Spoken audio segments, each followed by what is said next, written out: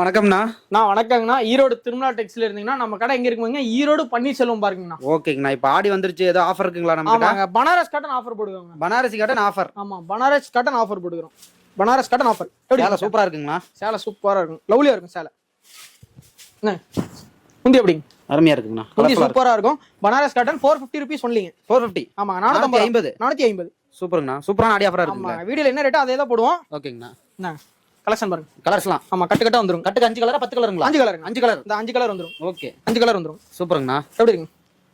அப்படியே அருமையா கொண்டு போய் சேல்ஸ் பண்ணலாமா? ஆமாங்க, கொண்டு போனீங்க 800 ரூபாய்க்கு விற்கலாங்கண்ணா. ஓகேங்கண்ணா.